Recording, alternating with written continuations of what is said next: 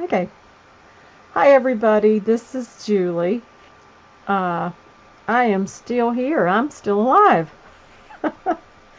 I survived the harsh, awful, cold winter. And if you're watching this video, I guess you did too. We didn't have it as bad here in the South as a lot of you further up the northern way did. Um, but it was cold nonetheless, and I am over it, and I am glad spring is here, but it's still not warm enough for me. So I'm wearing a sweatshirt today, but it's a lightweight one, and my hands are cold, my feet are cold, everything's not covered on me is cold. Chilly is the word. I guess I should say chilly. But anyway, a couple days ago, I do have this little book here that I have made for a family member, and I am thrilled to show it to you.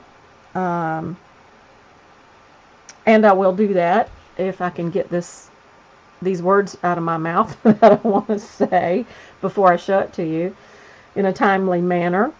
A couple days ago, if you are familiar with me at all, you know I have a blog, and I haven't been blogging on it like I should. Um, One reason is because everybody's on Facebook, and um, it's easier to post on Facebook than it is on blog. Well, I'm actually sick of Facebook. My blog posts will continue to show up on Facebook, and I will visit it occasionally. But with that said, I am going to stick to posting most of my substantial posts on my blog. So, a couple days ago, I have a link to a page in my blog that's called Scraps from My Kitchen Table, and that is where I intended, when I posted it there, I intended to um, journal or share with you things that I cook, concoctions I create, like one I made today, and just new things I try or old things I love, or maybe restaurants I go to, which isn't, I'm not a big restaurant person. I live in a small town right now. Hopefully that'll be changing in the near future, I hope. But anyway, just want to post things there to share with you, to brighten your day, to maybe stir up your creativity in the kitchen, something, I don't know. Um, so I went to make a post on there, and I realized that when I went to do that, and I knew this in the back of my mind, but when I actually went to do it, it was frustrating because when you do a new blog post on your regular blog and not a blog page that you create that go inside the blog, when you do a blog post, it has a new date on it when you posted it. It also has a new comments section as well as the share features and a few other things, whatever you put in there. So when I went to make this update to my blog page, I realized it wasn't going to have any of that, and that any comments that I would ever get in the future from any post that I updated on that page would always be in the same list, in the same line. I would have to sort through them, see if there's any new ones. So you know what? I decided it's too easy to just do a new blog, and so that's what I'm going to do. So that's what I did. The past couple days I've been working on a new blog on Blogger, and I entitled it Scraps from My Kitchen Table. I changed the page link into an actual blog link, so now I have an actual food blog for those of you who are foodies or who just love reading about food or like to laugh at other people's experiences with food. I created a new blog, and I wanted to make you aware of it. I want you to go over and check it out. The Scraps of My Life is sort of the scraps from my kitchen table is sort of a spin-off of the Scraps of My Life. It's sort of like a theme for me, and it has true meaning behind it. And maybe one day I'll share that with you. But the scraps from my kitchen table has a little more meaning than than even that. So even though it's like a theme for me, it carries out through my life. It has to do with my life, parts of my life, and different parts of my life I was going through. So maybe on each of those blogs I'll be able to do a excerpt one day, or an insert, or tell you about it, share it with you, maybe even on video, who knows. But anyway, go over and check it out. I came up with a new, what I call a concoction. A concoction is something that you sort of throw together, in my mind, that you wouldn't normally do, and it all works out or not. So go over and check that out today. I added it today. It was absolutely delicious, and I thought it was going to be a flop, and I thought it would be soggy and gross, but it actually ended up being extremely delicious. So go over and check that out, and it's not long. I try to keep my blog posts fairly short, especially on the food blog. So go over and check it out. Excuse me, sorry about that. I tried to do a video straight up to YouTube twice, and it kept canceling my video out. So I'm going to have to do this video and then upload it to YouTube, which is probably going to take longer, but it'll get there when it gets there. By tomorrow, hopefully. You never know with YouTube, right?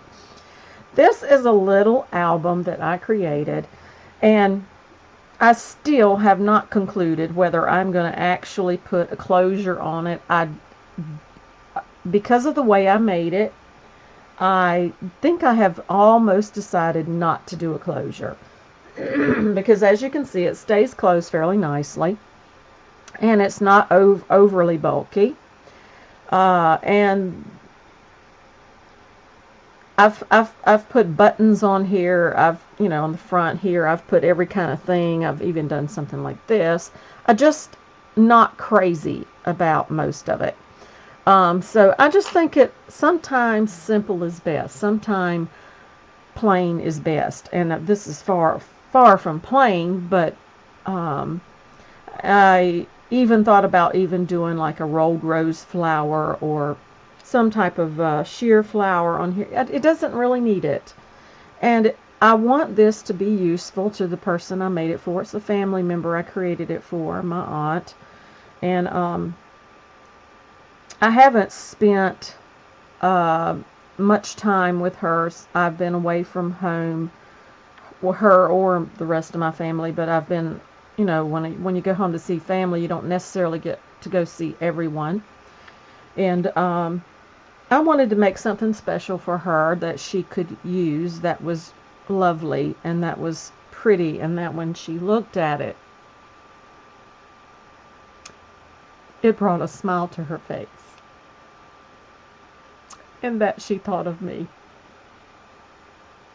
Excuse me. But anyway, so I created this little, I had seen a lot of the ladies creating what they call needle books, and they were fashioning them, well, mostly after each other, but the original idea is an antique, vintage version. It's really beyond vintage. It's really an antique fabric needle book, is where the idea originates from. And being a seamstress, and that being my first love, that being the first real thing I ever crafted was sewing. I am familiar somewhat with the needle books, and they were plain and simple, and they served their purpose. But the ladies had taken it a few steps further and taken their beautiful laces that they had been collecting and started making these gorgeous needle books. And so this is where I got my inspiration from, was from all these ladies that have been making these books. And they were so pretty. And I don't have a ton of laces like a lot of folks, even though I'm a seamstress. Usually when I buy lace or when I buy fabrics of any sort, I normally use them right away. You'll have to forgive my rambling. I've been going on here for 10 minutes, I know. So just fast forward this if you don't want to hear me yak. But I don't get to talk much, and I don't get to talk much to anyone. So you have to look over me. So I'm going to take it out on you. Anyway, what I normally buy, I use. Whether it, and usually, mostly in my past, I did clothing. I always made my own clothing ever since I was a young teenager. And, excuse me, until my son was born. And when he was born, sewing just stopped for me. I don't know what happened, but it just seemed to stop. And so I got off into other things, other hobbies, wood crafting, all sorts of things. My dad was a woodworker, and that was an easy thing for me to do. And I did some painting, and I've done all sorts of crafts, all sorts. But my first love is sewing. And I promised my mom this year that I would get back to that. So this is the beginning of the fulfillment of that promise. And instead of making a scrapbook for my aunt that I knew that she may just set up on a shelf and not use, I decided to make her one of these. Now, I don't call this a needle book because I fashioned it to be more of, I really don't know what to call it. I'll have to get a actual name for it so that when I speak about it, I'll know what to say. But it's more for notions. And as I go through the book, you'll see, excuse me, what I'm talking about. So let me get started on this. This is just what you see is what you get here. I did a simple straight stitch down the middle. Of course, I reinforced it in a couple places, top and bottom especially, when I sewed it all together. And that's all I did with it. I could have done a binding. I could have put chipboard in here and made a binding. And my mom let me know that that's the way she wants hers made for some reason. So with this one, I didn't. This is my first one. So there are some things that I did in this one that I might do a little tiny bit different in the next one. And I didn't want it to be so formal. I wanted it to be, usable. And so on the cover here and all the way around, you see this stamped images. It says Dwell in Possibility. It's stamped in a waterproof ink. And I had stamped this a long time ago. And it's just been laying up. I've been moving it around from here to there in my stuff. So I got it out and decided to use it. And I love the words on this stamp. It says Dwell in Possibility. So I put that on here, and then I layered it with some more trim here that I had this is actually torn fabric, and it was in a kit that I bought from someone online, and right now her name escapes me. But it was in that kit. It was a girly little kit. And then I added these laces. There's a background lace underneath all that, as you can see here. And I did not fasten this lace down on the edge. So there's a background lace beneath it, and then there's these laces on top of it, just layered, just like you guys like to do. And right here, I notice I have a thread I've got to clip away, but I'm not going to do that right now. And it's layered on top of fabric, and the fabric is printed with words. And I'm not sure you can see that very well, but that's what it is. And then there's just lace, lace, lace. Okay, you open it up, and on the front page of it, on the back cover, the cover side, the front and back cover, I also used a quilted fabric because I wanted it to be nice and sturdy. I didn't want to put any chipboard in there. I didn't want anything to sturdy it but the fabric, so that's what I did. And I did secure this lace down at the top a little bit. I folded it under and stitched it. A lot of this is hand stitched. This piece right here is meant to hold the scissors. Of course, these scissors that I have right here in front of me are my craft scissors, so they're really not meant to go in here because they're way too big. They're meant for embroidery scissors or trimming, you know, for when you're sewing. Now, my aunt, she also is a lifelong seamstress, as are many of the women on my mother's side in the family. Um, and she's also taken up quilting in the past few years.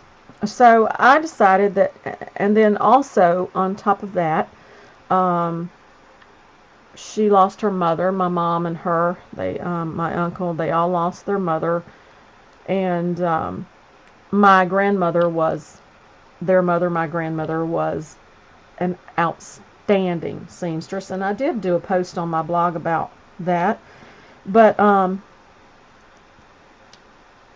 so I thought, you know, if she didn't want to actually use this, that she could store in this the mementos, you know, like a pair of scissors or some buttons or snaps, anything that she might have from her mother's sewing collection. And she could store those things in here and just use it as a keepsake, if nothing else. But I did make it to where it's very usable. And this piece right here, it's made out of wool felt. And back behind it, I have some, I'm calling it stiffener. It's, the word's just escaping me right now. But I put that back there so that it would, when the scissors are put in, because some embroidery scissors have a tilt, and it could grab the felt and you know, mess it up. So back behind there is some interfacing. That's what it's called. And that is to protect the felt from getting snagged on with the scissors. This is, you can see the layers here. And I just stitched that on there. I cut this out actually, excuse me, with a die that I have. And I thought it, when I was trying to think of what I could use, you know, instead of sitting there cutting out by hand with my scissors, I thought surely I have a die that will work for that, and I did. So it worked out beautifully, and I just decked it up a little with some ribbon flowers and lace and these little sprays here, and it just turned out gorgeous. And I'm not going to go through all this lace. I have no idea. Some of this lace I've had a very long time. Like I said, I don't have a huge collection. This some more of the background lace here, I'll call it. And then this is just decorative, really. It is not a pocket. On some of the pages I did do pockets, but I did not secure the lace down. If she should want to put a picture back here for any reason, she could slip it right back here and it would stop here, because this I hot glued in spots to keep it secure. I wanted it to stay in place. And then I did this beautiful little edge lace. It's just gorgeous, and ran this sheer ribbon through it.